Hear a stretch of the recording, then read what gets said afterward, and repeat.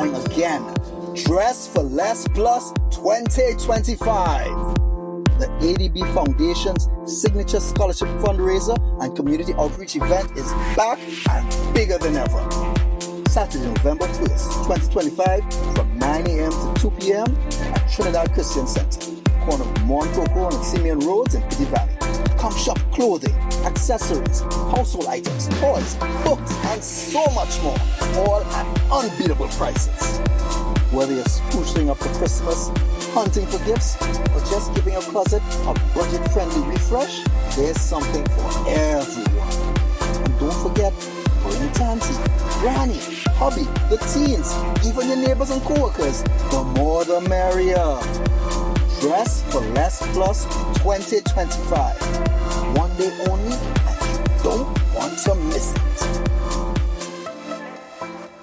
This Saturday, the annual community outreach fundraiser is being hosted by the ADB Foundation for Human Advancement, Dress for Less Plus. It's going to be at the Trinidad Christian Centre right in Diego Martin. And joining us this morning to share more is June Alexis-Matthew, PRO of the ADB Foundation.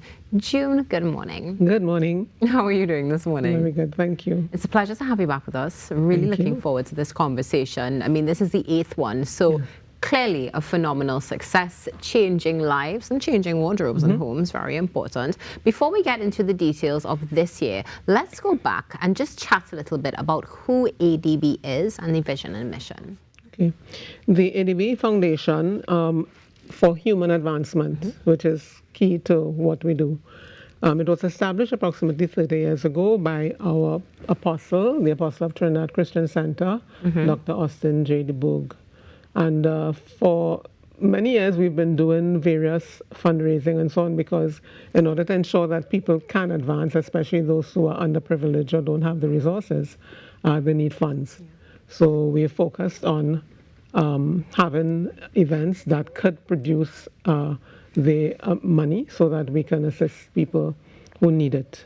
And particularly in this case, the Dress for Less Plus event, the resources go towards students who are scholastically capable, but unfortunately are not financially capable. And so we provide scholarships for them and take them through from Form 1 to even university to make sure that they can achieve what their goals are. Excellent. I know that one of the things, as you would have mentioned there, is from Form 1, and many times you don't see this when it comes to secondary school. We automatically think about tertiary level education, which also shows that there is a gap that needs to be filled. Now, immediately I know there are going to be parents who are watching who want to know, okay, how can I get my child possibly enrolled or enlisted in this? I know that there are perhaps some established criteria that need to be met, but is there anybody perhaps who they can reach out to, or anything that you can share with us now that can start that process? Well, basically we identify students who we have found doing really well but cannot afford it. Their parents can't afford to finance them. So they would be allowed to submit an application, and we will then ensure that all the criteria are met and create the opportunity for them to get the award. And it goes to the parents, and there has to be accountability and so on. So we have a process that we use to ensure that the funds are being used for what they're supposed to be used for. For instance, they would need to show us that they've used the money to buy school books or whatever the student may need going forward. Definitely something that is necessary as we continue to, accountability is key, due diligence is key as well. So we see both parties who are involved have to do their part. And of course, when we see that investment and that marriage coming together, we definitely see the positivity. And we know some great success stories that have come out of the ADB Foundation for Human Advancement. But of course, without things like Dress for Less, this would not be possible.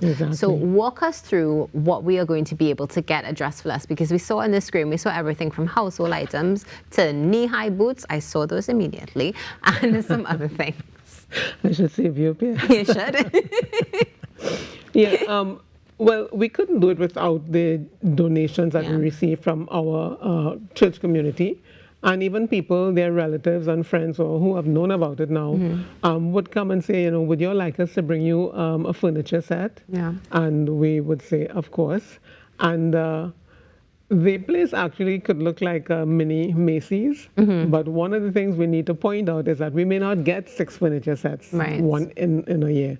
We might get more than one the next year, but you need to come early. So it's important that people understand that they come early if they want to get the specialty items. This year we have a wide range. We do have some furniture.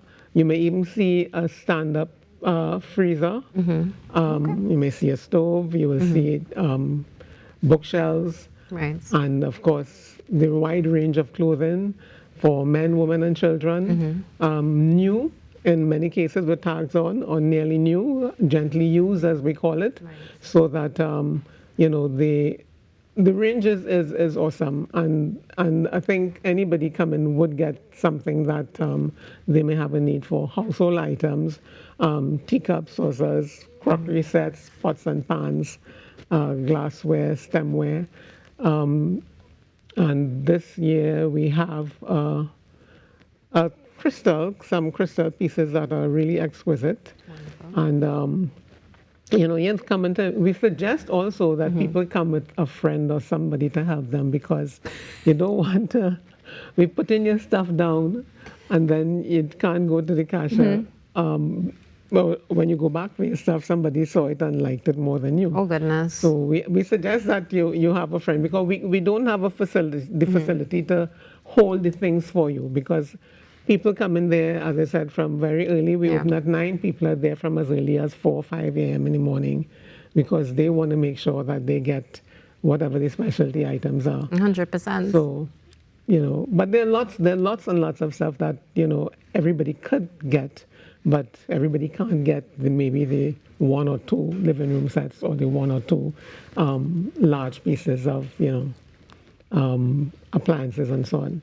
It sounds like you're talking from experience. Absolutely. I've been working with this program for quite a while, for the entire thing actually, from when we started. How have you seen the evolution of Dress for Less since it started to now? Well, obviously the first year it was, nice, it went well, but as it became more widely known, in terms of attendance, we have people coming from Sandy Grande, from Princestown, from all over, because they hear about it and they look forward to it. Sometimes they call and say, "Aren't you all having Dress for Less this year?" And then that works both ways, because the donors also, members of the church, well, they are easy to reach, but there are other people who might be interested. So I'm glad you mentioned donors, because I don't know how much time we have left. I think we have just shy of maybe a minute and a half. But if people are interested in donating, is it still an option? And perhaps for next year, how can we donate? Yeah, not for this year, because we are really, we have a lot of, if something is really brand new and we could take it and somebody could benefit, we would consider it. But we pretty much closed off, because we have a lot of work to do to tag the items, to make sure that the items are of quality. So we check to see that the clothing are in good condition. We don't put anything there that has a rip or a stain and so on that we can't fix. And the items of the appliances and the furniture and so on must also be in pretty decent condition, because people are paying money to get it, and therefore, we want to give quality. Quality is one of our watchwords. June, is there an entrance fee to come to Dress for Less? No, absolutely not.